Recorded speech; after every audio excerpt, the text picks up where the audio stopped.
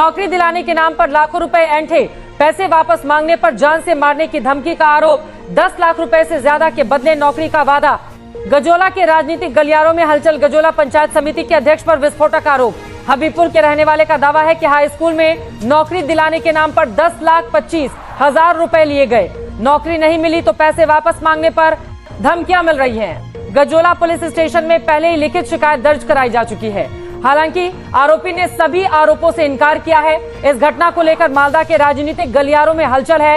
क्या यह सच में नौकरी के नाम पर धोखाधड़ी है या कोई राजनीतिक साजिश?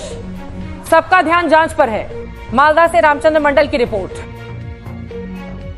টাকা চাওয়াতে প্রাণের হুমকি দিচ্ছে। টাকা প্রথমে তো বলেছিল যে টাকা নেইনি, তারপরে যখন ওই প্রমাণ টাকা কিসের জন্য টাকা দিয়েছিলেন? ওয়ার্ক এডুকেশনে চাকরির জন্য, আমার ওয়াইফের চাকরির জন্য। কিসে? ওয়ার্ক এডুকেশনে। টাকা দিয়েছিলেন মোজামেল হোসেনকে, বর্তমানে যিনি সভাপতি। কত টাকা দিয়েছিলেন? 10,25,000। 4 খাপে দিয়েছিলাম। আমি আমার বাস্তু বিক্রি করে দিয়েছিলাম। আমার পৈতৃক বাস্তু ছিল, সেটা বিক্রি করে ওনাকে দেওয়া হয়েছিল। কতদিন আগে দিয়েছিলেন? 17 সালে টাকা দিয়েছিলাম। তারপর থেকে তো ওর কাছে টাকা চাইতে আসলে উনি প্রাণের হুমকি দেন। আমার ওয়াইফের সমস্ত টেস্টিমোনিয়ালস, অল টেস্টিমোনিয়ালস উনি নিয়ে নিয়েছেন অরিজিনাল। সেগুলো ফেরত চাইতে এসেছিল আমার ওয়াইফ। তাকে তো দিলই না। উনি, আমার ওয়াইফ কাঁদতে কাঁদতে বেরিয়ে গেল, তবুও দিল না অরিজিনাল। এখন তো টাকা চাইতে গিয়েছিলেন উনি, তো তাতে উনি 1 লক্ষ টাকা দিয়েছেন। আর তো এখন দিতেও চাই না। আমি তো আর ফোন করতে পারি না, ওনারা ফোন করেন, ফোনও ধরে না। আপনি কি চাইছেন? আমি টাকা চাইছি, ফাইল চাইছি। আমার ফাইল, আমার ওয়াইফ কত কষ্ট করে পড়াশোনা করেছিল, সে পুরো ফাইল চাই ওর কাছে আছে। এ নিয়ে কোথাও অভিযোগ জানিয়েছেন? হ্যাঁ, থানায় জানিয়েছি, তার কপি এটা। অভিযোগ জানিয়ে কি চাইছেন? আমি টাকা এবং ফাইল চাইছি। থানা তো ব্যবস্থা নেব বললো। এখন মনে পড়লো কেন যে সেই কথা যে কি ব্যাখ্যা করব। উনি তো পার্টি লেভেলের লোক ছিলেন, কাউকে দেখে কেয়ারই করতেন না, কাউকে ভয়ও করতেন না। জানি না ওনার কোথায় হাত ছিল।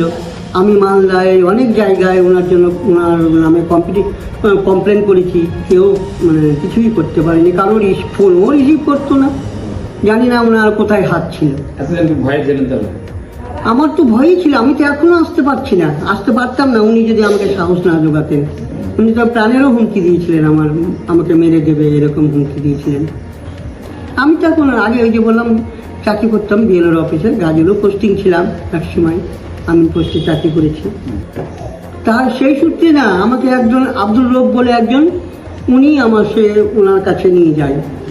ওনার সহি আছে, উনি আমাকে নিয়ে যান। এইভাবেই তো সব। আমি এখন বুঝতে পারলাম যে এখন যদি আমার টাকাটা আদায় হয় বা ফাইলটা আদায় হয়, সেই জন্যই। আর আমি তো এখন দেখতে পাচ্ছি টিভিতে, চ্যানেলে, এখানে ত্যানে সবই তো দেখতেই পাচ্ছি ওদের যে সবই কুকীর্তি আর কি। তাহলে এতদিন শাসকের ভয়ে ছিলেন? 100 বার ভয়তে ছিলাম, আসতে পারতাম না। আর ওই তো বললাম হুমকি দিতেন উনি আমাকে মেরে দেবেন গাজনে এলে। আপনার নাম? আমার নাম সুপ্রিম কুমার সিনহা, বাড়ি ঋষিপুর। আপনার ওয়াইফের নাম? রীতা সিনহা। কি করে এখন? এখন টিউশনি করে, বাচ্চাদের পড়ায়।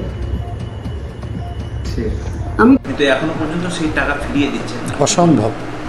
এভাবে এই বিষয়ে আমার কাছে জানা নেই। যেটা উনি অভিযোগ করছেন সে সর্বৈব মিথ্যা।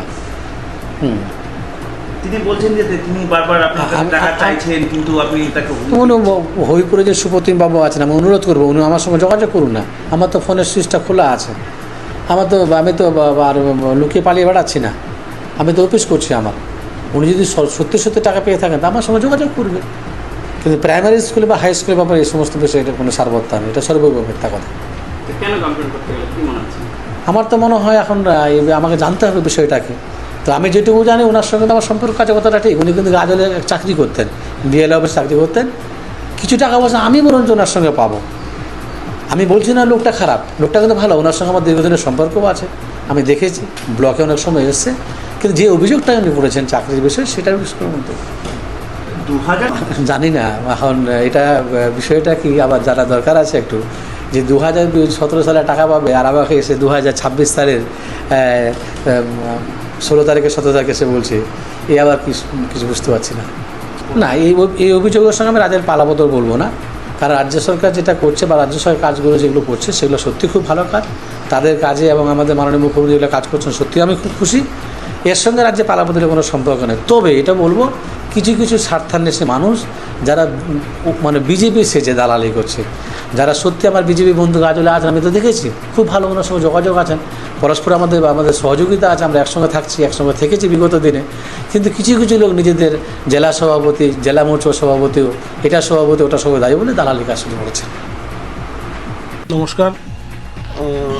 দেখুন, মনে হওয়ার বলতে পশ্চিমবঙ্গ রাজ্য জুড়ে শাসক দল তৃণমূলের গত 15 বছর ধরে যে কি বলবো অবৈধ কাজের রমরমা চলছিল, তার অবসান ঘটতেই, রাজনৈতিক পালাবদল হতেই সাধারণ মানুষ তারা কিন্তু বুকে সাহস বেঁধেছে এবং তারা রাজ্য জুড়ে সমস্ত এরকম ইললিগাল কাজ যেগুলো অবৈধভাবে হয়েছে সেগুলোর জন্য কিন্তু মানুষ আওয়াজ তুলছে। এবং আজকে যে ঘটনাটা গাজলে ঘটেছে, এইটা আমার হিসাবে আরও আগে হওয়া উচিত ছিল, কারণ বহু মৌখিকভাবে অভিযোগ আমাদের কাছে আসে। বিভিন্ন নেতা, শুধুমাত্র পঞ্চায়েত সমিতির সভাপতি নয়, এরকম বহু নেতা, বিভিন্ন পোস্ট হোল্ডার তৃণমূলের, তাদের নামে মৌখিক অভিযোগ আমাদের কাছে আসে, কিন্তু এতদিন পর্যন্ত তারা সাহস পায়নি, কারণ তাদেরকে হুমকি ধমকি, প্রাণে মেরে দেওয়ার ভয়, বাড়ির পরিবারের সদস্যদের মানে বিভিন্ন ধরনের মানে অসুবিধায় ফেলার হুমকি, এই সমস্ত চলতো। কিন্তু আজকে যখন রাজনৈতিক পালাবদল হয়েছে, মানুষ বিশ্বাস পেয়েছে এবং চারিদিকে দেখতে পাচ্ছে যে না, বাস্তবিক তাই, যারা অন্যায় করেছে তাদের প্রতি মানে সেই রকমভাবে সঠিক বিচার হচ্ছে এবং সাধারণ মানুষ তার বিচার পাচ্ছে। সেই জন্যই আজকে গাজলে যেটা হয়েছে সেটাকে আমি সাধুবাদ জানাই, কারণ এইটা শুধুমাত্র এরকম নয় যে একমাত্র পঞ্চায়েত সমিতির সভাপতি, এছাড়াও বহু তৃণমূলের নেতা আছে যারা এরকম ধরনের চাকরি দেওয়ার নাম করে, কোথাও বিভিন্ন কাজ পাইয়ে দেওয়ার নাম করে, কোথাও ঠিকাদারি পাইয়ে দেওয়ার নাম করে প্রচুর পয়সা তারা নিয়েছে এবং সেই সমস্ত মানুষ আজকে বিভিন্নভাবে তারা মানে সর্বশান্ত হয়ে গেছে। কেউ হয়তো জমি বিক্রি করে দিয়েছে, কেউ হয়তো বউয়ের বাড়ির সোনা দানা বন্ধক রেখে দিয়েছে, গরিব মানুষ পড়াশোনা করে চাকরি পাওয়ার নামে তার পরিবার বাড়ির জায়গা পর্যন্ত বন্ধক দিয়ে রেখেছে। এরকম বহু অভিযোগ আমার মৌখিক আছে। তো আজকে যে ব্যক্তি বা যারা এটা করেছেন তাদেরকে আমি সাধুবাদ জানাই, তারা সাহস বেঁধেছে। এবং আমিও বলতে চাই যে পশ্চিমবঙ্গের প্রশাসন একদম সঠিকভাবে কাজ করবে এবং অন্যায়ের ন্যায্য বিচার হবে এবং সাধারণ মানুষ তার বিচার পাবে। দেখুন, যদি তাই হয়, ওনার বক্তব্য মানে নিজের পক্ষ রাখার অধিকার আছে, যদি তাই হয় তাহলে ওনার সিগনেচারটা ওই যেভাবে করে পুলিশ শনাক্ত করে, ফরেন্সিক বা হ্যান্ড রাইটার যারা আছে, যারা দেখে, তারা দেখে পরীক্ষা করে বুঝতে পারবে যে তার সইটা জাল কি আসল। এবং এই অভিযোগটা আজকে হয়েছে, তো আপনারা লিখে রাখুন, আগামী দিনে এই ধরনের অভিযোগ আরও হবে এবং সেই সইগুলোও উনি জাল বলবেন। কিন্তু ছাড়ার বা পালানোর কোনো কিন্তু রাস্তা নাই। যে কাজটা উনি করেছেন বা ওনারা করেছেন, তাদেরকে কিন্তু তার উত্তর দিতেই হবে আগামী দিনে।